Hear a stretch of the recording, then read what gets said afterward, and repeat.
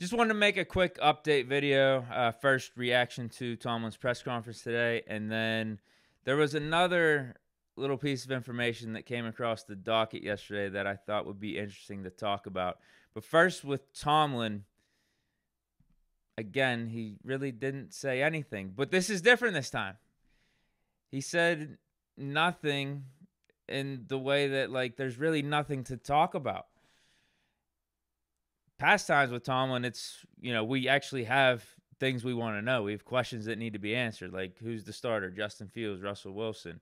What do you think of, like, last year? What do you think of Matt Canada being the coordinator? Is he doing a good enough job? Like, there's a lot of questions that we've had for Tomlin that he is able to evade and come up with some type of word salad. And it sounds really profound, but at the end of the day, he really didn't say anything new, or there's no new information to his answer.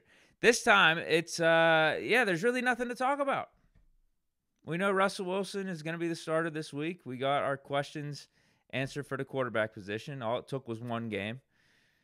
And that's good. That's a really good thing. We're in a good spot because you want to have your quarterback position answered when you're going to the latter half of the season and into the playoffs. All it took for Russ was one game. For me, it was like 3.5 quarters, I'd say. Maybe I'd say at some point in the third quarter, I was texting my buddy saying, Russ is back. Russ is that guy. The Steelers have their starter for the rest of the season. What else is there to know, though? What else is there that we're curious about with the Steelers team? And again, it's a good spot to be at. Boring is good when you're talking about NFL teams, especially when you're 5-2. No controversies. Nothing crazy going on here. We got the Pickens drama out of the way. We're good. We're cruising. Outside of who's playing or who's injured, yeah, there's not much to talk about, and I'll get to that right now.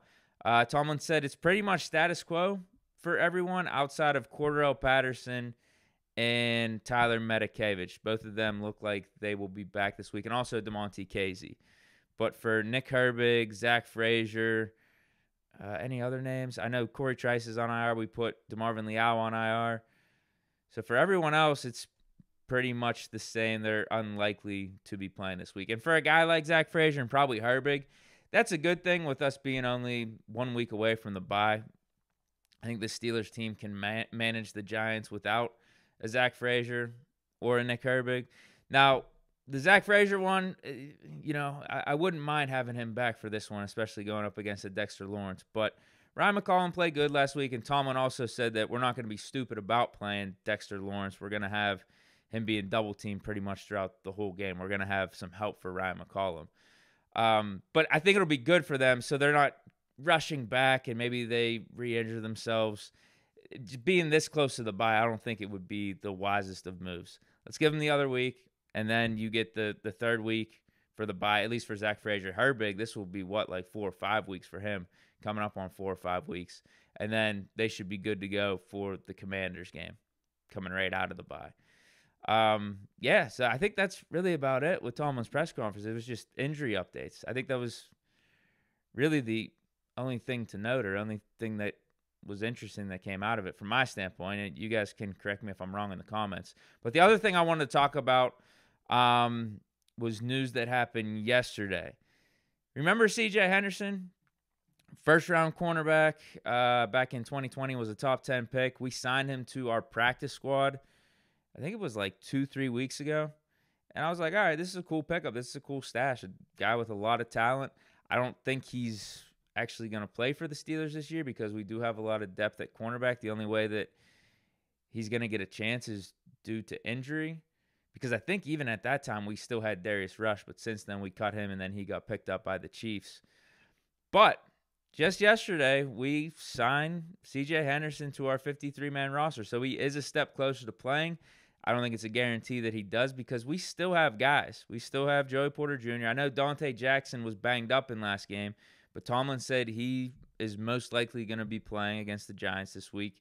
And then Beanie Bishop, he's playing good. James Pierre. And now, you know what? Maybe there is a chance. The more that I'm thinking about it, if we just have those 4 guys right there, who else? With Darius Rush not being here, Corey Trice being on IR.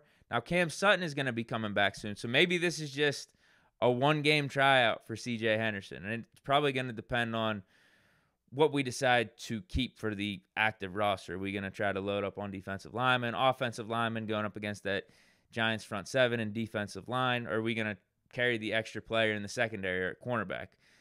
Now you have Casey coming back. We obviously know we have Edmonds out there. So it's still up in the air if C.J. Henderson gets a chance. But this would be the time because this is probably the lightest that we will be at the cornerback position for this season, whether you're talking about past or going forward, because going forward, Cam Sutton's going to be coming back.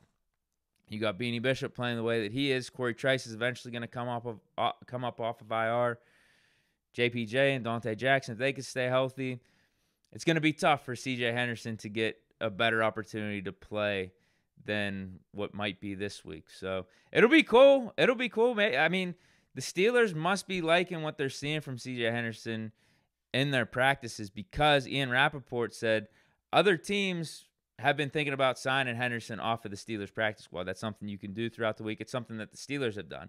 They've grabbed some players off other teams' practice squads, signed them to our actual roster, and the other teams can't do anything about it. So for us to make sure that we protect Henderson by signing him to our roster so that he doesn't go to other teams, maybe that says something about what Henderson's doing in some of these Steelers practices.